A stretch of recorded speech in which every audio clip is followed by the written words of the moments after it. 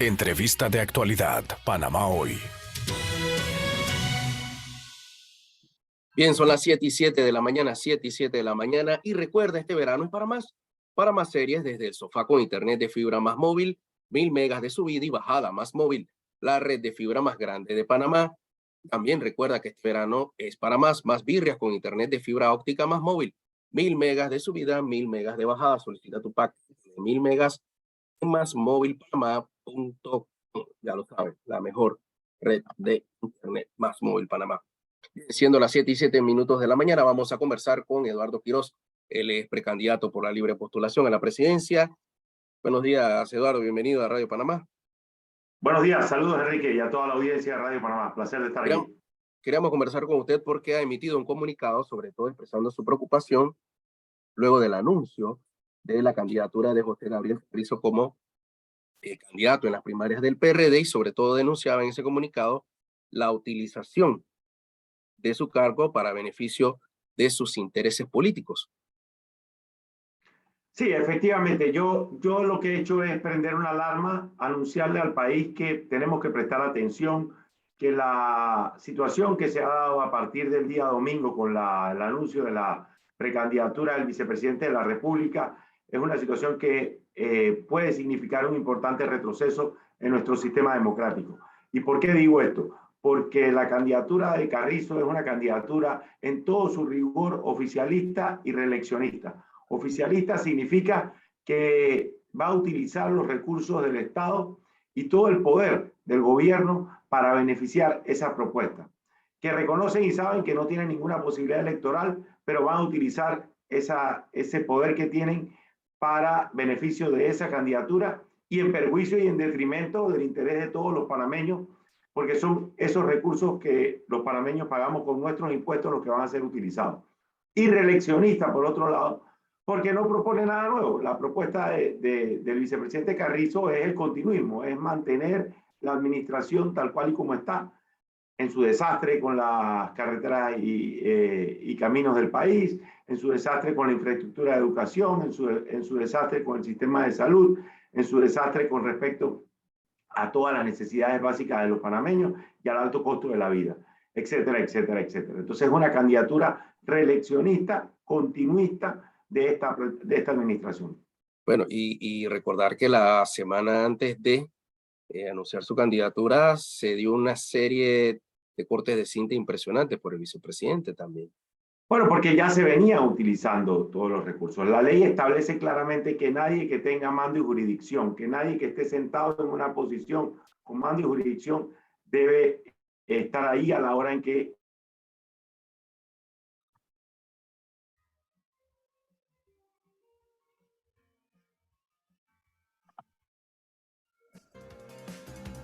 Bien.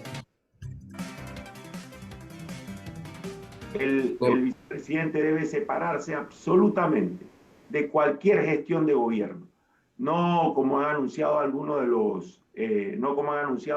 los voceros del gobierno, de que va a poder seguir participando en el Consejo del Gabinete, de que va a poder seguir teniendo injerencia en las decisiones del gobierno. Debe tener una separación estricta, absoluta, de cualquier gestión de gobierno para que realmente los panameños podamos creer que es una candidatura ética y conforme a los valores democráticos. En su discurso el domingo dijo que iba a acabar con la corrupción. ¿Qué respondería usted a?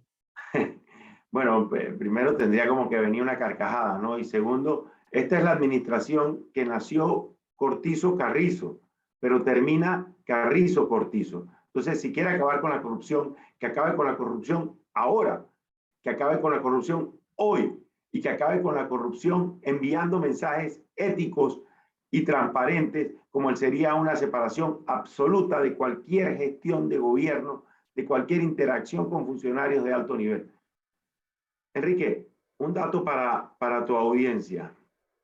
El evento del día domingo de Peronomé fue precedido por una reunión del Consejo Provincial el viernes en Peronomé, donde estaban todos los directores de instituciones y de ministerios del gobierno en Peronomé. ¡Qué casualidad! ¡Qué casualidad! Luego, el día de ayer nos enteramos que la alcaldesa de Peronomé, que no es miembro del PRD, denuncia que un familiar de un alto funcionario, todo indica que del propio vicepresidente, tuvo un comportamiento descompuesto en una institución del Estado exigiendo un tratamiento especial y privilegiado.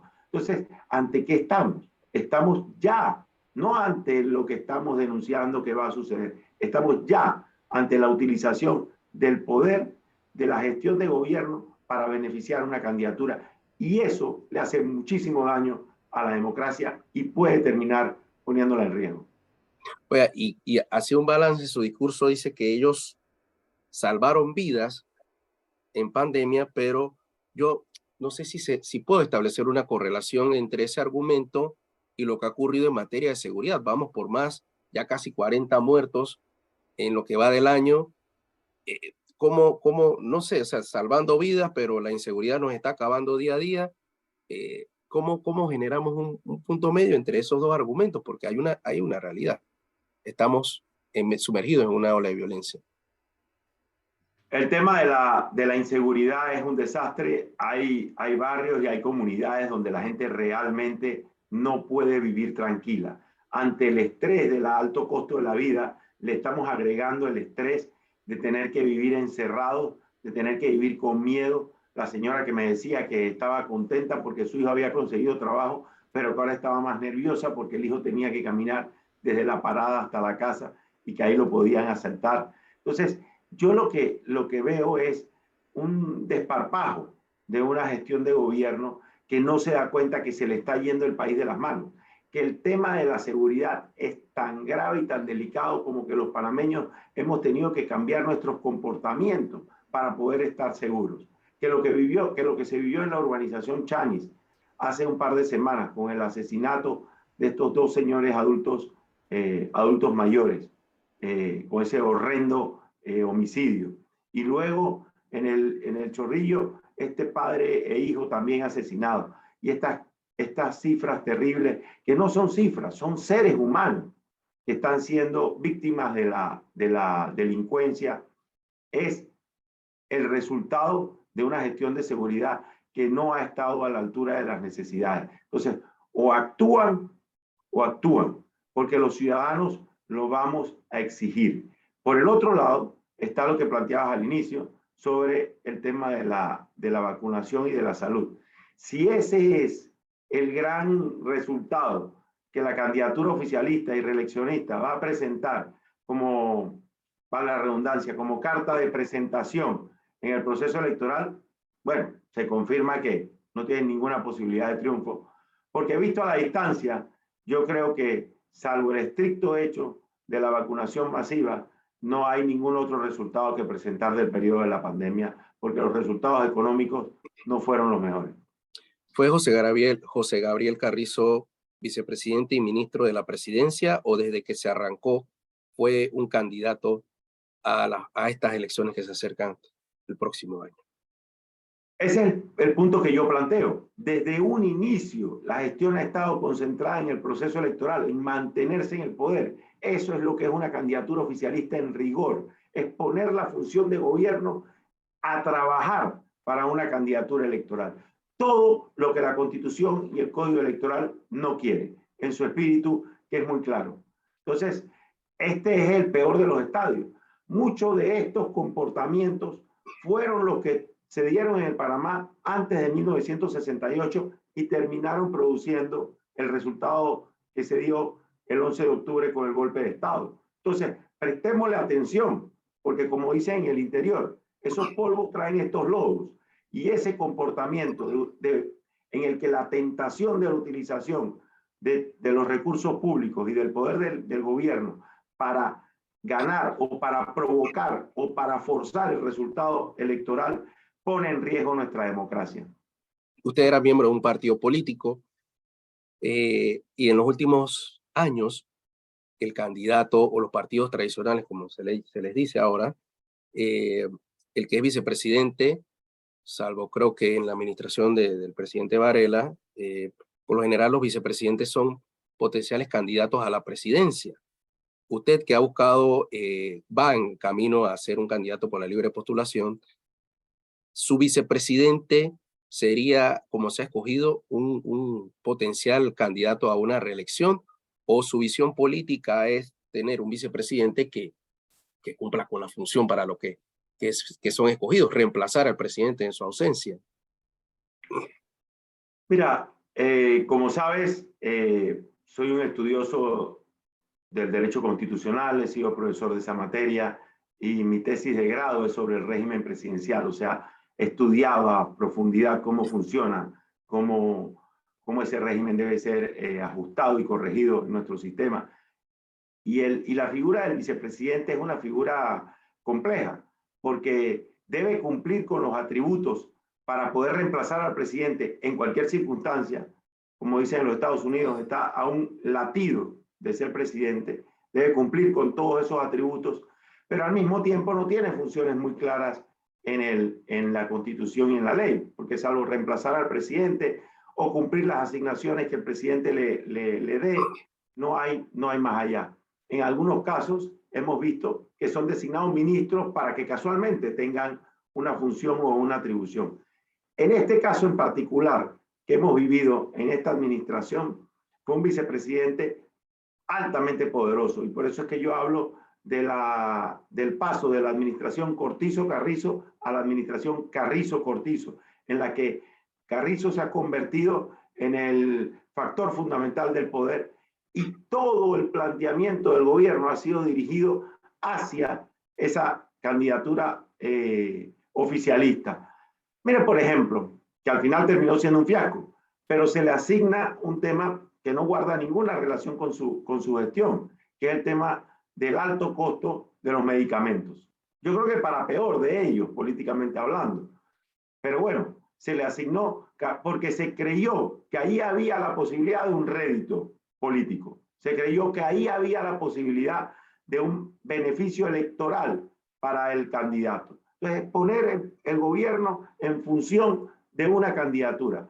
Anteriormente se le había asignado el tema del diálogo, de la mesa de diálogo en Peronomé y el famoso conseguir 5 centavos más de descuento en la gasolina, que fue también un fiasco políticamente hablando, cuando le rompieron el acuerdo en su cara y terminó siendo un desastre político y, más grave, un desastre para el país. ¿Por qué? Porque se creyó que ahí había rédito electoral, se creyó que ahí había posibilidades de potenciar una candidatura. Entonces, si vamos paso por paso, nos vamos a ir dando cuenta que cada decisión del gobierno, grande o pequeña, fue tomada en función de un beneficio electoral. Usted ve quienes lo acompañaban el día domingo. El presidente por la mañana dice: tenemos 17 meses de gobierno por delante, enfoquémonos en el gobierno. Pero usted ve que una gran cantidad de ministros, de directores, de funcionarios estaban el domingo en el evento electoral del lanzamiento de la candidatura oficialista y reeleccionista. Entonces, ¿dónde está el real compromiso con la gestión del gobierno? Se habla ahora de muchas alianzas entre los partidos políticos que están conversando, que uno con el otro con aquel. Los candidatos por la libre postulación han tenido algún tipo de acercamiento para a futuro realizar una alianza. ¿Cuál es la relación entre ustedes como precandidatos a la libre postulación? ¿No han entrado en eso de conversar? ¿Han sostenido algún tipo de diálogo? Bueno, yo puedo hablar por mí. En mi caso, tengo muy claro que tanto la señora Rodríguez como el señor Arrocha son miembros de partidos políticos y, en mi opinión, es un absurdo que el sistema permita que eso se dé. Por lo tanto, digamos, diálogo aparte de la cortesía de volvernos una llamada o de contestar no se pueden producir, porque yo he cuestionado el que el sistema permita o que el Tribunal Electoral esté interpretando que se permiten ese tipo de candidaturas. Con el resto, por supuesto, siempre conversando, siempre manteniéndonos al día. Yo no creo que estamos en etapa de alianza. A veces me pregunto, ¿alianzas para qué? En realidad, si es para asegurar el resultado electoral, tienen un error de fondo. No se construye una alianza que realmente vaya a velar por los intereses del país pensando en si se va a ganar o se va a perder. La alianza tiene que ser con el pueblo. El acuerdo nacional hay que construirlo con el pueblo, con las bases, con las asociaciones y los gremios populares que están allí viviendo la realidad del país todos los días. Entonces yo creo que cada cosa en su momento. Aprovechando también que estaba comentando más algunos minutos del tema constitucional, ¿puede Ricardo Martinelli correr en las próximas elecciones? Mira, es un tema interesante y aquí, bueno, me obligas a tener que contestar más que como aspirante presidencial. Como abogado. Voy a dar las dos respuestas. Vale. Eres buen periodista, me obligas a dar las dos respuestas. Voy a dar la primera. Mira, el doctor Rodrigo Noriega ha planteado un tema muy interesante sobre una interpretación que le da a la Constitución que podría impedir esa candidatura. Hay que aclararle a la audiencia. Uno, la interpretación de la Constitución es exclusiva de la Corte Suprema de Justicia. O sea, si no hay pronunciamiento de la Corte Suprema de Justicia, no hay posibilidad de que no haya candidatura. Lo segundo, y eso tiene un trámite, y ese trámite es un trámite complejo y largo. Segundo, recordarle a los ciudadanos lo que ocurrió en el 2014.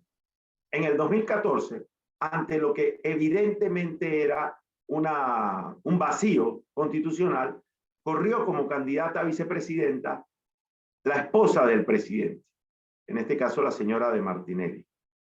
Y se presentó una demanda de inconstitucionalidad que fue fallada por la Corte, pero con posterioridad al proceso electoral. Entonces, es bueno recordar estas cosas. La candidatura se dio, se aceptó por parte del Tribunal Electoral, corrió, no resultó electa. Pero la Corte Suprema de Justicia se terminó pronunciando como que es inconstitucional que el cónyuge, esposo o esposa del presidente de la República en ejercicio pueda correr para el cargo de presidente o vicepresidente. Entonces, podríamos estar enfrentados a una situación como esa, en la que se presenta una demanda de inconstitucionalidad y sea fallada por la Corte Suprema de Justicia con posterioridad a que ya los hechos se hayan cumplido. Con la crisis institucional que produciría semejante cosa en caso de haber resultado electo. Entonces, una opinión concreta sería, es un tema complejo, es un tema que hay que estudiar, pero que al final corresponde a la Corte Suprema de Justicia. Y la segunda parte de la respuesta es, yo lo he dicho y lo repito, yo creo que al señor Martinelli hay que ganarle electoralmente. Y esa es parte del proceso de mi decisión de participar en política. Hay que ganarle en las urnas para enviarlo al lugar que le corresponde en la historia por parte del pueblo panameño. Bien, para finalizar ya, ¿cómo está el tema de la recolección de firmas? ¿Ha cambiado el escenario? Empezamos con una serie de distorsiones, empezamos con una serie de problemas, ¿ha mejorado? ¿A qué escenarios se enfrentan actualmente en ese proceso de recolección? El Tribunal Electoral no estaba preparado del todo desde el punto de vista tecnológico para lo que significó el aluvión o el montón de candidaturas independientes que se dieron. La aplicación tuvo muchísimos problemas desde el inicio. Se nos dijo que era la mejor herramienta para la búsqueda de apoyos y al final terminó siendo la herramienta que fue suspendida durante 30 días, impactando muchas candidaturas, incluida la mía, que habíamos estructurado nuestra estrategia sobre la base de que la aplicación era la mejor herramienta. Hoy en día se sigue utilizando, es un proceso complejo porque el proceso está creado para los partidos políticos. El proceso está hecho en función de los partidos políticos. Y las candidaturas de libre postulación son más bien como un añadido, como un pegado ahí que se va ajustando en el camino conforme los problemas van saliendo. A pesar de eso, estamos caminando todos los días, recorriendo el país, recibiendo el respaldo de los ciudadanos y estamos confiados de que vamos a estar entre los 3 candidatos que la ley establece para poder aspirar a la presidencia de la República y presentarle al país una propuesta de apertura, de comprensión del Estado, de comprensión de las transformaciones y los cambios que hay que hacer y que tenga la capacidad de abrir los brazos y construir un gran acuerdo nacional. A mí me llama la atención, y lo digo de manera de comentario, que yo sí veo a 3 candidatos en esa búsqueda de firmas: Kathleen Levin, Eduardo Quirós y Francisco Carreira. Pero me llama la atención que los que van de primero, usualmente uno no los ve con tanto, caminando tanto. Me genera esa suspicacia. Bueno, la suspicacia es muy concreta porque uno es un candidato invisible y la otra es una candidata que tiene un amplio respaldo de su partido político. Entonces, hay una realidad ahí que la ciudadanía se da cuenta, porque en el proceso de recolección de firmas también hay clientelismo, no hay la menor duda de eso. También hay por eso yo lo he dicho claramente, las firmas no se compran, las firmas se ganan. El respaldo no es conseguir como si fuese una fábrica o una industria firma. El proceso es salir a caminar, conocer a los ciudadanos, escucharlos y recibir ese respaldo que se transforme después en un respaldo el día de las elecciones. Muchas gracias, Eduardo Quiroz, por compartir con nosotros esta mañana y analizar diferentes temas políticos y de interés nacional. Que tenga buenos días, Eduardo. Gracias, un placer, como siempre. Son las 7:28 de la mañana, 7:28.